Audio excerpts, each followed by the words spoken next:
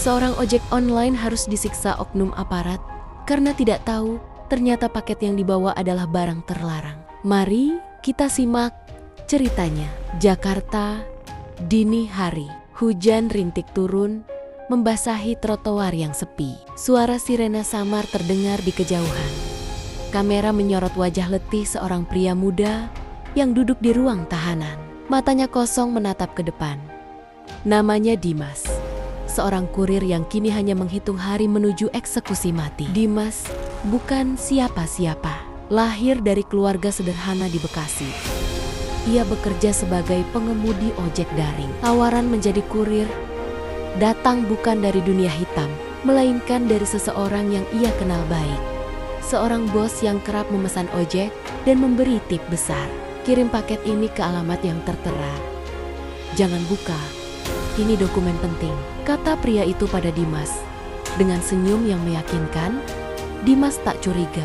Ia butuh uang, dan pekerjaan itu dibayar 5 juta rupiah untuk sekali antar. Dimas yang sedang mengendarai motornya melewati jalanan padat ibu kota Jakarta. Ia mengenakan jaket ojek online berwarna hijau dan hitam dengan ekspresi wajah sedih dan termenung. Kota di sekitarnya sibuk mobil, bus, dan motor berlalu lalang di bawah langit mendung yang suram. Tanpa ia sadari, sebuah mobil hitam dengan kaca gelap mengikuti dari belakang, menciptakan suasana misterius dan penuh tanda tanya. Mobil itu menjaga jarak, tapi terus mengawasi. Tas pengantaran hitam terikat di belakang motor Dimas. Seluruh adegan dipenuhi ketegangan emosional yang tersembunyi di balik keramaian ibu kota. Di belakangnya, mobil SUV hitam tetap berada di kejauhan, dengan kaca gelap yang menyembunyikan siapapun yang ada di dalamnya. Sinar matahari menyinari jalan dengan keras, menciptakan bayangan tajam dan suasana panas yang menekan. Lalu lintas tetap bergerak di sekitar mereka. Namun momen itu terasa tegang dan penuh tanda tanya. Dimas terjebak di antara aparat dan ancaman misterius yang mengikutinya dari belakang. Tiba di lampu merah, Dimas diberhentikan oleh 2 polisi patroli saat lampu merah. Dengan wajah berkeringat dan raut cemas, ia turun dari motor. Keringat menetes di wajahnya saat ia turun dari motor dengan ekspresi bingung dan sedikit tegang. Salah satu polisi mulai bertanya dan meminta surat-surat kendaraan miliknya. Dimas merogoh jaket untuk mengambil STNK dari kejauhan. Sebuah mobil SUV hitam dengan kaca gelap tampak dia memperhatikan, menambah kesan misteri yang mengintai. Matahari menyengat keras, membuat suasana semakin panas secara harfiah dan emosional. Polisi mulai menggeledah boks pengantaran di belakang motornya. Mereka membuka resleting dan memeriksa sebuah paket yang dibungkus plastik hitam di dalamnya. Dimas tampak bingung, gugup, dan sedikit panik. Bayangan tajam dari sinar matahari mempertegas ketegangan situasi.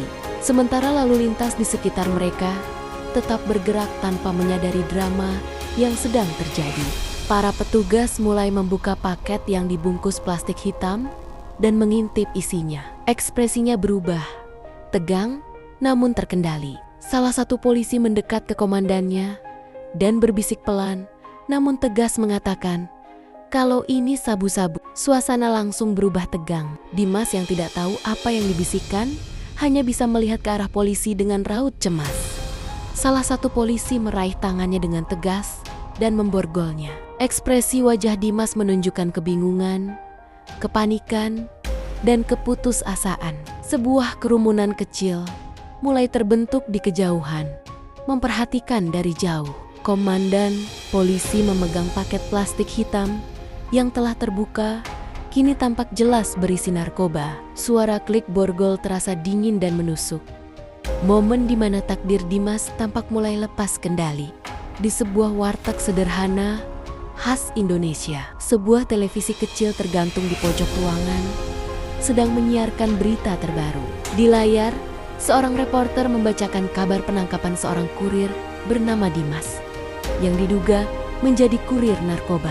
Cuplikan penangkapan Dimas saat diborgol oleh polisi ditampilkan Wajahnya tampak cemas dan bingung. Beberapa pelanggan warteg menghentikan aktivitas makannya, menatap layar televisi dengan ekspresi terkejut dan penasaran. Suasana warteg terlihat akrab.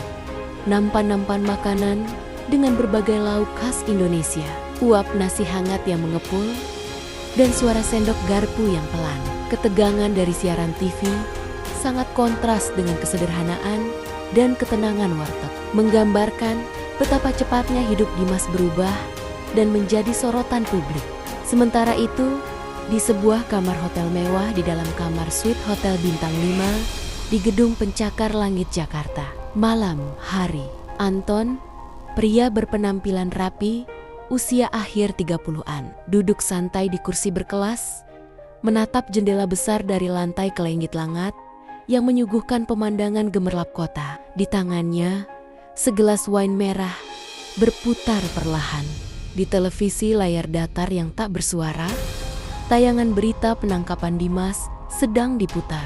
Anton hanya tersenyum tipis, tenang, dan tak terganggu. Sikapnya menunjukkan kepercayaan diri yang arogan, seakan ia tahu bahwa ia masih beberapa langkah di depan. Di meja kerja di belakangnya, tampak laptop terbuka dan beberapa paspor, menyiratkan bahwa rencana selanjutnya sudah disiapkan. Anton duduk di dekat jendela besar dengan latar belakang lampu kota Jakarta yang berkilauan. Ia memegang ponsel di telinganya, berbicara pelan namun tegas dengan seorang pengacara. Gelas wine-nya diletakkan di meja, tersisa setengah isi. Suaranya terdengar dingin dan penuh strategi, membahas langkah hukum dan cara meredam dampak setelah penangkapan Dimas. Di meja, sebuah tablet menyala, memperlihatkan berita tentang kasus tersebut. Ruangan tampil modern dan elegan, dengan musik jazz pelan mengalun di latar. Wajah Anton mulai menunjukkan ketegangan. Ketenangan yang tadinya sempurna, kini sedikit retak di bawah tekanan. Sementara itu, kini Dimas mengenakan baju tahanan oranye, duduk diam di bangku panjang, dengan kepala tertunduk, tangan masih diborgol di depannya. Wajahnya tampak lelah, bingung, dan penuh duka, seperti seseorang yang mungkin hanya menjadi pion dalam permainan yang tak pernah ia pahami sepenuhnya. Pencahayaan redup di ruang tahanan menciptakan suasana sepi dan sendu. Suaranya bergetar saat mencoba menjelaskan bahwa dia tidak tahu isi paket yang dibawanya. Di seberangnya, seorang polisi membentaknya keras. Tangan mereka menghantam meja sambil menuduh Dimas dengan nada tinggi telah menjadi kurir narkoba. Suara bentakan bergema di ruangan. Lampu neon di atasnya berkedip dan berdengung pelan.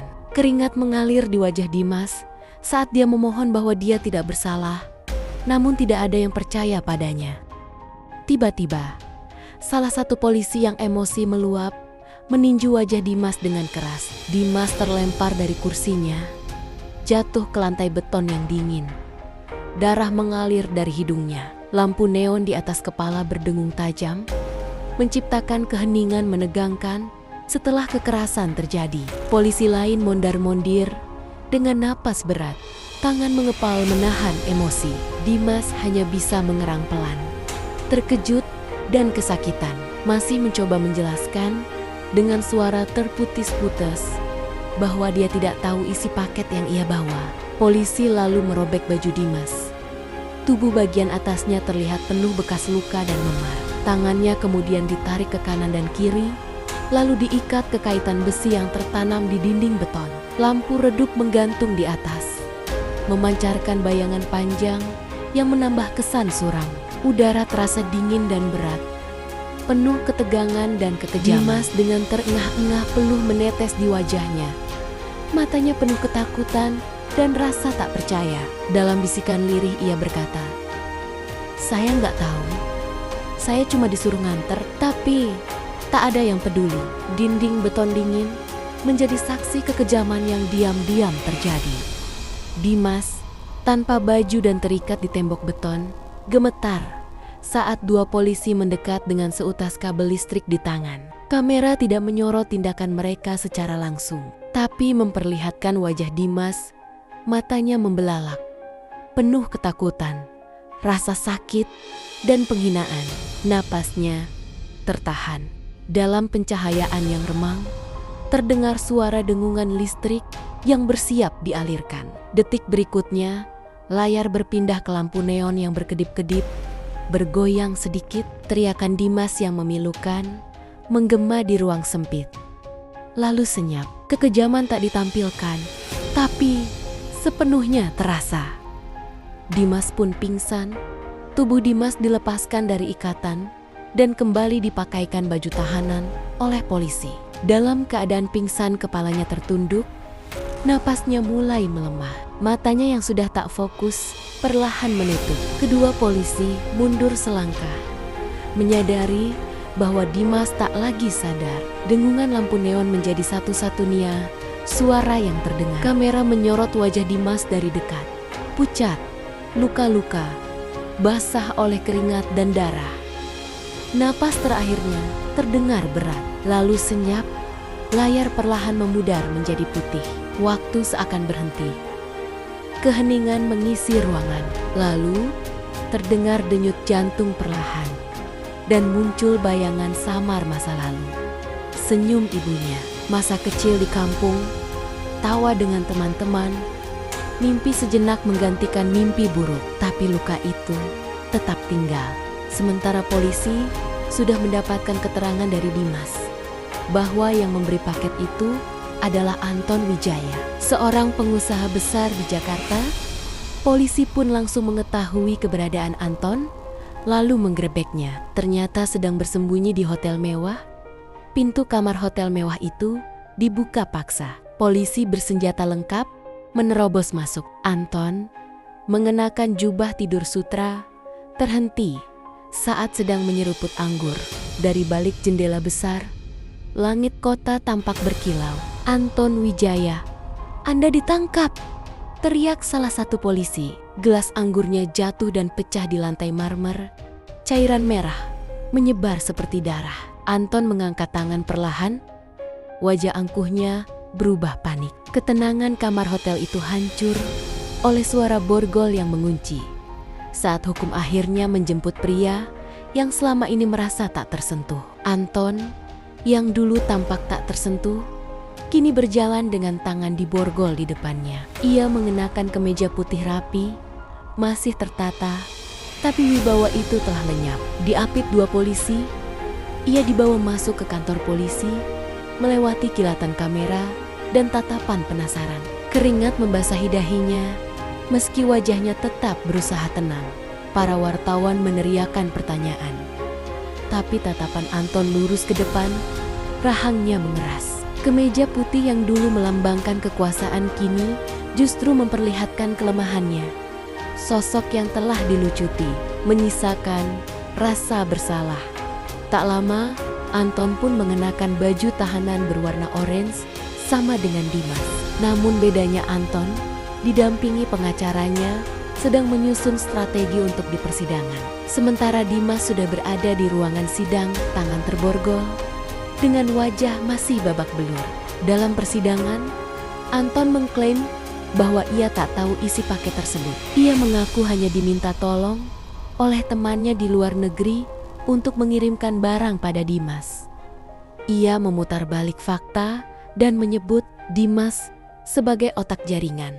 Jaksa terlihat gamang, bukti terhadap Anton lemah, sedangkan Dimas tertangkap tangan dengan barang bukti yang sangat jelas.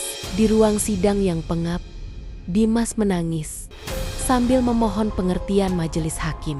"Saya hanya sopir, Yang Mulia. Saya tak tahu apa-apa." Suaranya nyaris tak terdengar, tapi air matanya tak mengubah fakta di atas kertas. Jaksa tetap menuntut hukuman mati untuknya demi menunjukkan ketegasan hukum. Dalam ruang sidang, saksi ahli dari BNN memberikan keterangan. Memang sering terjadi kurir tak mengetahui isi barang. Tapi dalam kasus ini, beratnya mencapai 92 kg, jumlah yang terlalu besar untuk dianggap ketidaktahuan biasa. Anton divonis bebas karena kurangnya bukti kuat. Ia langsung dipeluk sang istri yang cantik, dan terlihat kaya. Mereka saling berpelukan bahagia. Anton sempat melambaikan tangan ke wartawan yang mengabadikan momen itu. Vonis dibacakan. Hakim menyatakan Dimas bersalah dan menjatuhkan hukuman mati. Ruang sidang terdiam. Istrinya jatuh pingsan dan ibunya meraung histeris. Dimas hanya menunduk, wajahnya pasrah. Sidang selesai, Dimas pun dibawa ke sel tahanan oleh 2 orang polisi dengan tangan diborgol. Di ruang tahanan, Dimas menerima surat dari anaknya. "Ayah pulang ya, aku kangen." Tangannya bergetar saat membaca, matanya basah. Tapi tak ada yang bisa ia lakukan selain menggenggam kertas itu erat-erat. Polisi pun mengizinkan istri Dimas dan ibunya untuk mengunjungi Dimas. Sang istri dan ibunya hanya bisa memeluk Dimas di balik jeruji besi sambil menangis histeris. Eksekusi dijadwalkan. Petugas menyampaikan surat resmi kepada Dimas.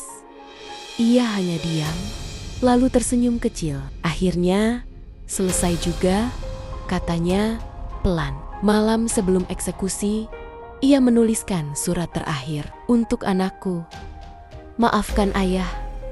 Ayah bukan penjahat, ayah hanya terlalu percaya pada orang."